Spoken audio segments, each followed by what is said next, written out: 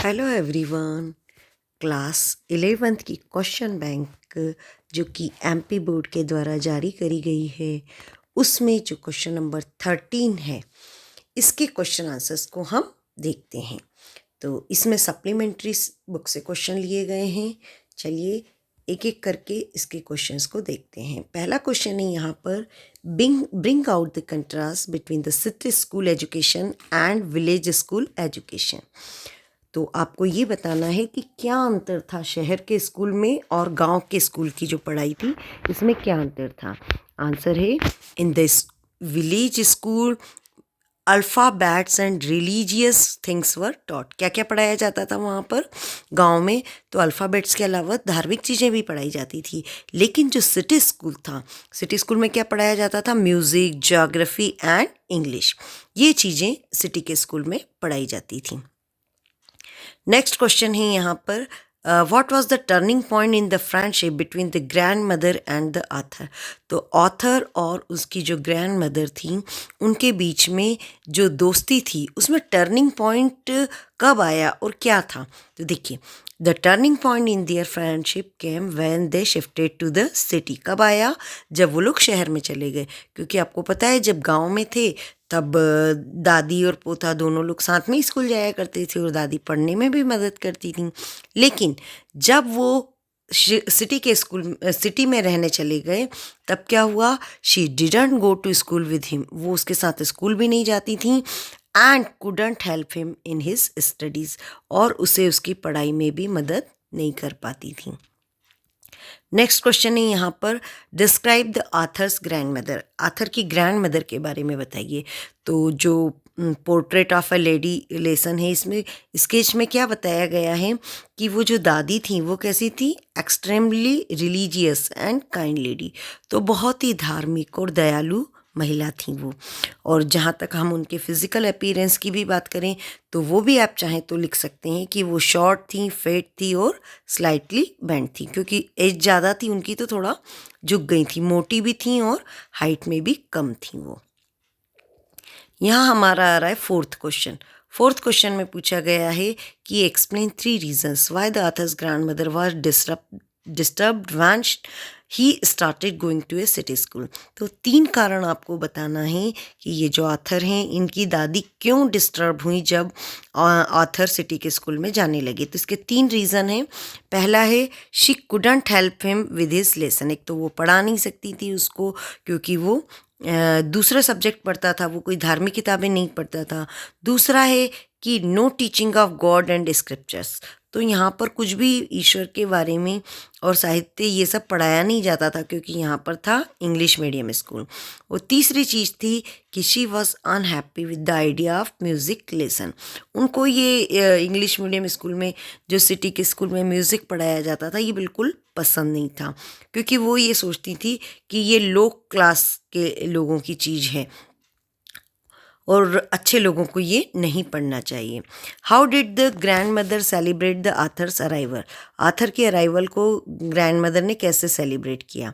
तो जब वो फॉरेन चले गए थे और आए, तो कैसे सेलिब्रेट करा उसने? उन्होंने क्या किया? She called some woman from the neighbourhood. पहले तो उन्होंने पड़ोस की महिलाओं को बुलाया, फिर क्या करा? उन्होंने गीत गाए। कौन से? Return of the warrior. जब योद्धा लौट कर आता है तो जो गीत गाए जाते हैं, वो गीत गाए उन्होंने। And beating the drums loudly, और उन्होंने बहुत ज़ोर ज़ोर से ये जो ड्रम्स थे इसको बजाते हुए ये return of the warrior song गाए। 6th क्वेश्चन है, does the title of the lesson the portrait of A lady justify the personality and character sketch of grand mother. तो ये जो टाइटल दिया गया है लेसन का, the portrait of a lady, तो ये बताइए कि क्या ये ग्रैंड मदर की पर्सनालिटी और कैरेक्टर स्केच को जस्टिफाई करता है? क्या ये उचित है? तो yes, the portrait of lady is a very appropriate title. बिल्कुल सही टाइटल है ये इसका। क्यों? क्योंकि इन द कंप्लीट स्टोरी हम देखते हैं कि पूरी जो स्टोरी है उसमें the author keeps on talking about his grand mother. जो पोता है या लेखक है, वो पूरे समय अपनी दादी की ही बात करता है। और it not only give physical traits, ये उनके सिर्फ शारीरिक बनावट के बारे में नहीं बताते हैं, बल्कि क्या बताते हैं, but covers up the several emotion and feelings of the lady too, जो लेडी की इमोशंस थी, फीलिंग्स थी, उसको भी बताते हैं। Question number 7, describe the way in which the sparrows express their sorrow when the author's grandmother died. तो बताइए कि किस तरीके से जब लेखक की दादी की डेथ हो गई तो जो चिड़ियाँ थी उन्होंने अपना दुख किस तरह से व्यक्त किया। आंसर है, the sparrows express their sorrow by sitting scattered in the veranda in morning. तो दुख के लिए जो है उन्होंने पूरा जो है वेरेंडा में जो है बैठ गई थी आके। They didn't chirp and showed no interest in the bread crumbs, और उन्होंने कोई आवाज़ें भी नहीं करी, बिल्कुल चुपचाप बैठी हुई थी। और जो आथर की मम्मी ने जो ब्रेड क्रम्स दिए थे उसको भी खाने में उन्होंने कोई इंटरेस्ट नहीं दिखाया। इस तरह से उन्होंने अपना दुख व्यक्त किया। फिर है, describe the changing relationship between the author and his grandmother. जो आथर हैं उनकी दादी के साथ में जो रिलेशनशिप चेंज हुआ उसके बारे में बताइए। Did their feeling for each other change, क्या उनकी एक दूसरे के बारे में फीलिंग्स चेंज हुई। तो आंसर है, the author and his grandmother shared a relationship. तो उनकी जो रिलेशनशिप थी वो कैसी थी, बहुत ही स्ट्रॉन्ग थी। लेकिन their interaction become less as the author grew older, लेकिन जैसे जैसे आथर की उम्र बढ़ने लगी वैसे वैसे जो उनका आपसी लगाव था वो थोड़ा कम होता गया। जो साथ में वो रहते थे, जो शेयरिंग किया करते थे, वो सब धीरे धीरे कम हो गया था, लेकिन रिलेशनशिप स्ट्रॉन्ग था। Question number 9. Would you agree that the author's grandmother was a person strong in character? If yes, give instances that shows that she was a strong lady. आप क्या इस बात से सहमत हैं कि जो आथर की दादी थी वो बहुत ही स्ट्रॉन्ग थी? यदि हाँ तो ऐसे उदाहरण दीजिए जिससे पता चले कि वो स्ट्रॉन्ग थी। तो आंसर है, yes she was very strong. हाँ, वो बहुत ही स्ट्रॉन्ग थी। कैसे? She adopted her self in new situation in city. तो एक तो पहली बात, जैसे ही शहर का नया एटमॉस्फेयर था, नई सिचुएशन में उन्होंने अपने आप को ढाल लिया था। गांव में उनका रूटीन अलग रहता था, शहर में उनको न कुत्ते मिलते थे, गाय मिलती थी और न वो मंदिर जा पाती थी, लेकिन उन्होंने अपना जो है रूटीन चेंज करके अपने आप को उसके अकॉर्डिंग ढाल लिया था। दूसरा है, she was composed when the author went to school, जब वेंट टू अब्रॉड, जब लेखक विदेश चले गए तो उन्होंने वो बहुत शांत रहने लगी। मतलब उन्होंने उनके विदेश जाने का ना कोई विरोध किया, लेकिन वो चुप रहीं, मौन रहीं। Next day, discuss the first 2 section of the event on the sea voyage. तो सी वोयाक के 2 सेक्शन बताने, तो 2 पार्ट इसके दिए हैं।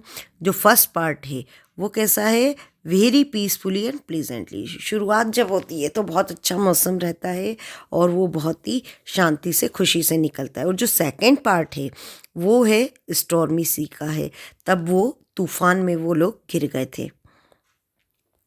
नेक्स्ट है, briefly describe the story of iron smith who by sheer practice and devotion became famous painter of the world. तो इस पेंटर के बारे में बताना है शॉर्ट में स्टोरी। तो वो आंसर है, इन 15th सेंचुरी एक ब्लैक स्मिथ था, fail in love with the painters daughter. तो वो ब्लैक स्मिथ था, लेकिन वो जो पेंटर की डॉटर है उससे उसको प्यार हुआ। Then he married his beloved, फिर उसने उससे शादी कर ली। एंड चूँकि वो पेंटर की ही बेटी थी तो ये इसने भी पेंटिंग आ गई and went on to become one of the famous painter of his age. और ये दूसरी तरीके की जो पेंटिंग है उसको करके जो है बहुत ही विश्व का फेमस पेंटर बना। नेक्स्ट क्वेश्चन है 12th question, what were the major subject of European painting. European painting के क्या मेजर सब्जेक्ट थे। तो ये बहुत ही रियलिस्टिक होती थी और इनका साइज भी बहुत बड़ा होता था। Question number 13, what is Taoist view of the universe. तो डाइस्ट व्यू क्या है कि universe is composed of 2 complementary poles. तो 2 चीज़ों से बना हुआ है यूनिवर्स, यिन और यंग से। यिन क्या है, ये फेमिनाइन है और यंग है मैस्कुलाइन। नेक्स्ट है, हु वाज द, जैसे हमारे इसमें एडम और ईव्स बोलते हैं कि उनसे पूरा दुनिया बनी है, इसी तरीके से इन्होंने ये यिन और यंग बताया है। Question number 14. Who were the untutored genius who created a paradise in India? What is his contribution towards Indian art form? तो अनट्यूटर्ड जीनियस कौन था? उसका नाम था नेकचंद, और उन्होंने ये पैराडाइज क्रिएट किया। कैसे किया? उन्होंने एक रॉक गार्डन बनाया, और वो भी रिसाइकल्ड मटेरियल को यूज़ करके। 15th question, who introduce the concept of art brute and when? तो आर्ट ब्रूट का कॉन्सेप्ट किसने इंट्रोड्यूस किया और कब? तो वो थे जीन बफेट, और उन्होंने 1940 में इस आर्ट को शुरू किया। What is yin and young? ये पहले भी बता चुके हैं। यंग क्या है? एक्टिव है और मैस्कुलाइन है, स्टेबल, वार्म और ड्राई है। जबकि यिन जस्ट इसके विपरीत है। ये क्या है? रिसेप्टिव है, फेमाइन है, मॉइस्ट है और कूल है। ठीक है, उसके अपोजिट में है। और आपको पता ही है कि पूरा यूनिवर्स यिन एंड यंग से ही बना हुआ है। What is the aim of green movement?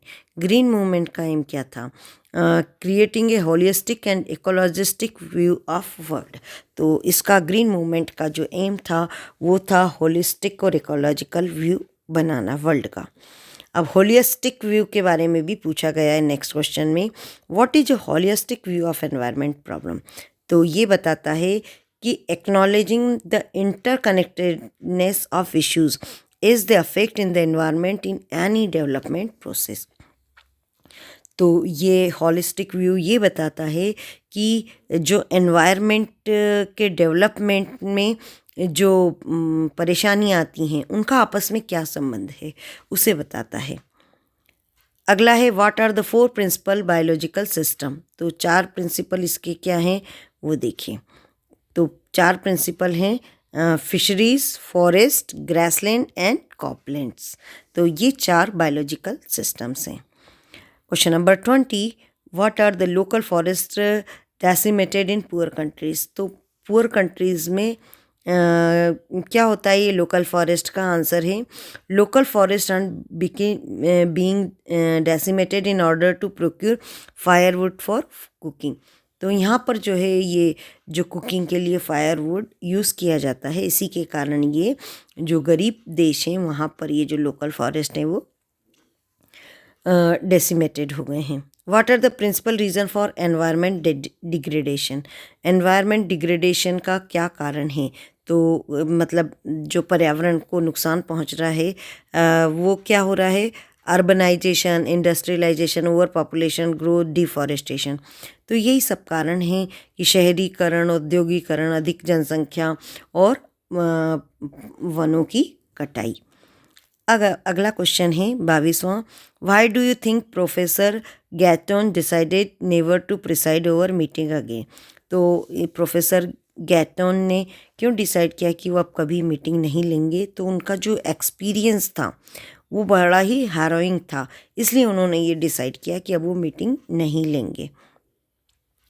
अगला क्वेश्चन है what outcome did Rajendra determine from professor Gaitonde story?